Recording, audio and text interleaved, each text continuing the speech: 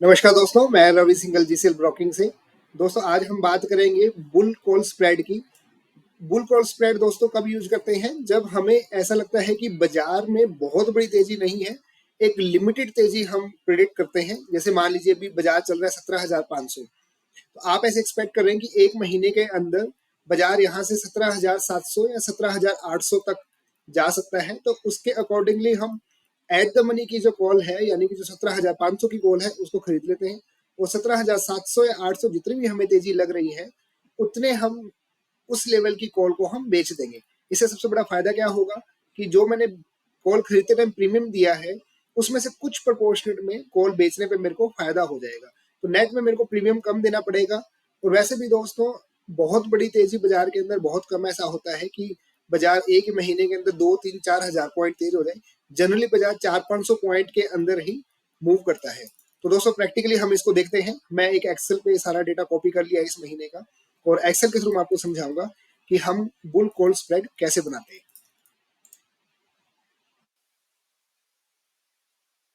तो दोस्तों ये मेरा निफ्टी 50 का डेटा है। आज जब मैं वीडियो बना रहा हूँ तो ये 1 तारीख है, और इस महीने की जो एक्सपायरी है वो 29 मार्च को है। अंडरलाइन यानी कि जो निफ्टी 50 है उसका जो फ्यूचर चल रहा है 29 मार्च का, वो 17,500 चल रहा है। यानी कि हम कह सकते हैं कि जो ये जो ऑप्शन की पूरी चेन आप देख रहे हैं, जिसमें एक तरफ मैंने कॉल का प्रीमियम लिखा है, दूसरी तरफ पुट का प्रीमियम लिखा है। ये कॉल का प्रीमियम है, ये पुट का प्रीमियम है। इसमें हम इस चैन के अंदर हम कह सकते हैं कि जो 17,500 की जो स्ट्राइक है, ये हमारा एट द मनी है। अब दोस्तों हम इसमें बुल कॉल स्प्रेड देखेंगे कैसे काम करता है।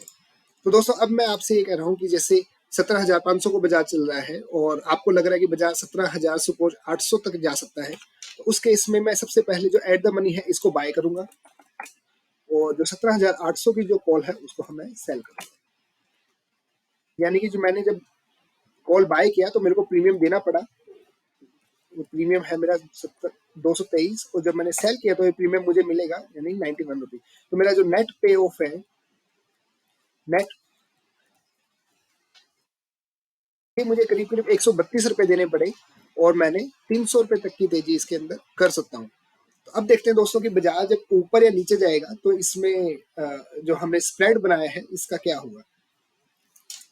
तो सबसे पहले नीचे का देख लेते हैं। कल को बाजार यहाँ से टूट गया और 29 मार्च को मैं अलग अलग सिनेरियो बना रहा हूँ। 29 मार्च को सपोज बाजार चला गया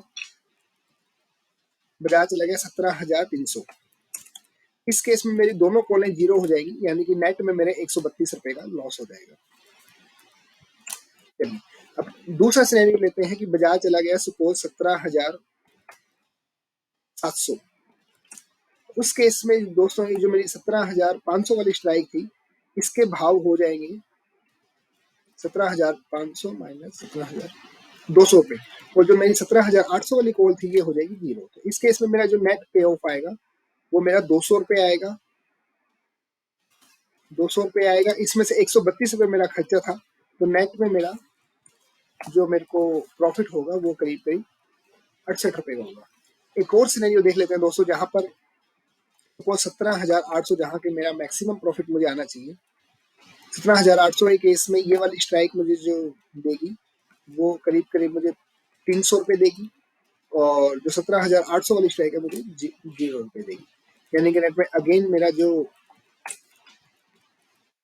देख देता हूँ सम, यानी नेट में मेरे को 168 रुपये आएंगे। इसके ऊपर अगर बाजार चला गया, कितना भी बाजार जाए, तो जितना 17,500 की स्ट्राइक मुझे देगी उतना ही मेरा 17,800 की जो स्ट्राइक है वो मुझसे ले लेगी। तो यानी नेट में मेरा पे ऑफ हमेशा 168 रहेगा।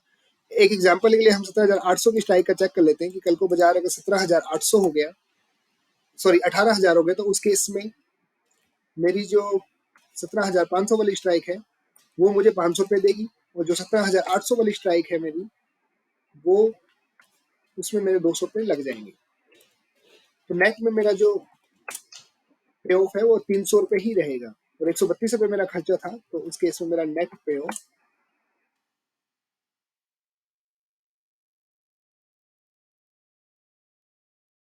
मेरा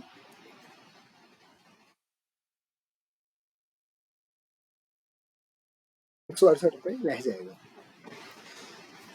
दोस्तों ये तो होगी एक्सपायरी वाले दिन की बात, 29 मार्च की बात की। 29 मार्च को हम देख रहे हैं कि तीनों साइड में हमने देख लिया कि बाजार नीचे चला जाए, बीच में रह जाए या ऊपर चला जाए, तो उसमें हमारे पे ऑफ किस तरह से रहते हैं।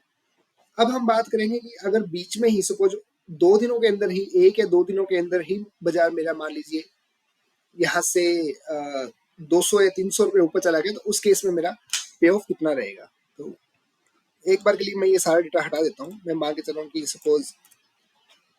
सपोज आज फर्स्ट है थर्ड ऑफ थर्ड 3 को मान लीजिए मेरा बाजार जो है 17,800 चला गया। यहाँ से जो फ्यूचर का प्राइस है 17,800 चला गया, तो उस केस में मेरा पे ऑफ कैसे रहेगी। दोस्तों इसके लिए सबसे आसान तरीका है, मैं पहले भी अपने कई वीडियो में बता चुका हूँ कि आप अगर ये देखना है कि 300 रुपये ऊपर जाने पे मेरा प्रीमियम कितना होगा कॉल का, तो उसके लिए सबसे आसान तरीका है कि आप 300 रुपये नीचे वाली जो कॉल चल रही है उसका प्रीमियम देख लीजिए अभी कितना है।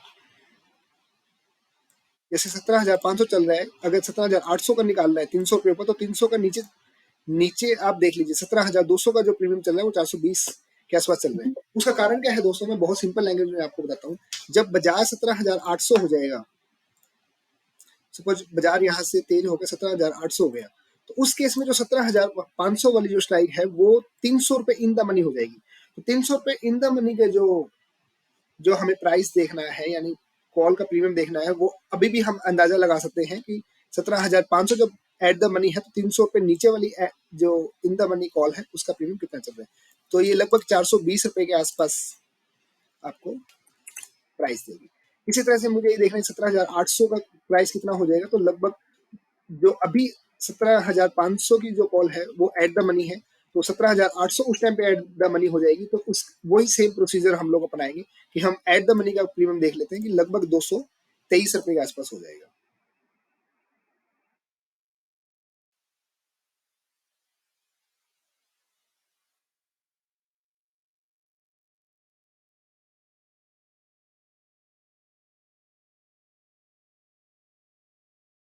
यानी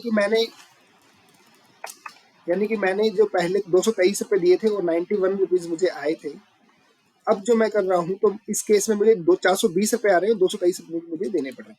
यानी कि नेट में मुझे जो पैसा मिल रहा है वो करीब करीब 197 रुपये मुझे मिल रहे हैं।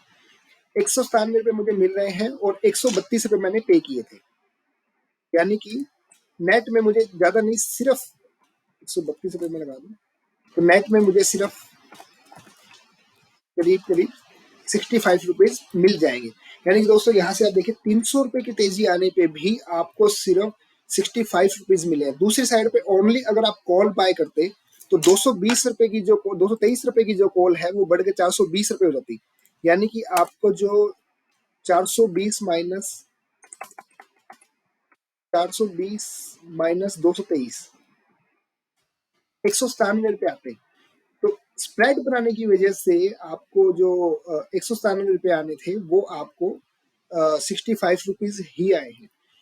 तो दोस्तों कभी भी आप अगर स्प्रेड बनाते हैं तो ये बात हमेशा ध्यान रखिएगा कि आप की एक्सपायरी में कितने दिन बचे हुए हैं। अगर नियर टू एक्सपायरी है तब आपका जो बुल कॉल स्प्रेड है वो बहुत अच्छा आपके लिए टूल हो सकता है, क्योंकि आप जब बाय कर रहे हैं वो जो प्रीमियम दे रहे हैं उसमें से थोड़ा सा प्रीमियम आप बेच के बचा सकते हैं। लेकिन अभी एक्सपायरी में मान लीजिए दिन पड़े हैं और अभी 1 या 2 दिनों के अंदर ही मान लीजिए आपका प्राइस आ जाता है, तो उस केस में आपको 200, 300, 400 रुपए की तेजी में भी आपको पता लगेगा कि बहुत ज्यादा आपने नेट के अंदर बहुत ज्यादा नहीं कमाया। ये दोस्तों एक इसमें एक अजम्पशन थी कि मेरा टाइम वैल्यू जो घट नहीं रहा, इसके अंदर भी अगर मेरा टाइम वैल्यू मान लीजिए ओवर द टाइम घटेगा, क्योंकि 2 दिन बाद अगर ये प्राइस आते हैं, 2 दिन बाद ये प्राइस थोड़ा सा घट जाएगा, तो हो सकता है ये भी आपको जो 420 है ये 390 मिले और ये जो -220 है ये -200 के आसपास मिले। तो एग्जैक्टली 65 ना आ गई, ये भी कुछ ना कुछ यहाँ से घट जाएगा। तो अब आपको ये कॉल लेनी है कि ओनली कॉल बाय करनी है या कॉल का स्प्रेड बनाना है, क्योंकि जितने भी आपने इससे पहले वीडियो देखी होंगी वो हमेशा आपको कॉल का स्प्रेड बनाते हैं एक्सपायरी के हिसाब से। अगर एक्सपायरी के हिसाब से देखते हैं तो हमेशा स्प्रेड बना के फायदा होगा। लेकिन अगर आप बिफोर एक्सपायरी बात करें या अभी जितना ज्यादा टाइम एक्सपायरी का पड़ा है उसके हिसाब से ही आपको ये डिसीजन लेना है। जितना जल्दी मेरा टारगेट अचीव हो जाएगा उतना कम मुझे स्प्रेड के अंदर प्रॉफिट मिलेगा। तो दोस्तों ये था बुल कॉल स्प्रेड के बारे में। जैसा कि नाम में बता रहा है कि बुल यानी कि हम तेजी कर रहे हैं, कॉल यानी कि कॉल के थ्रू तेजी कर रहे हैं, और स्प्रेड यानी कि एक हम लेग बाय कर रहे हैं और दूसरी लेग हम सेल कर रहे हैं। तो ये आपको डिसीजन लेना है कि जितना ज्यादा आपको रिस्क टेकिंग कैपेसिटी है उतना ज्यादा आप नेकेड बाइंग या सेलिंग करते हैं। जैसे अगर मेरे पास मेरी रिस्क टेकिंग कैपेसिटी ज्यादा है तो मैं ओनली सिंगल लेग बाय करूंगा, मे बी मैं एट द मनी की आउट ऑफ द मनी की लेग बाय करूंगा। लेकिन अगर मेरे को थोड़ा सा इसमें रिजर्व होकर चलना है और प्रीमियम बचाना है तो उस केस में मैं एट द मनी की या कोई भी मान लीजिए एक साइड की लेग ले रहा हूँ, तो दूसरी साइड थोड़ा सा ऊपर की स्ट्राइक की कॉल को या पुट को मैं बेचकर अपने थोड़ा सी हेजिंग करूंगा, जिससे मुझे थोड़ा सा प्रीमियम कम लगेगा और मैं ज्यादा टाइम तक बाजार के अंदर बना रहूंगा।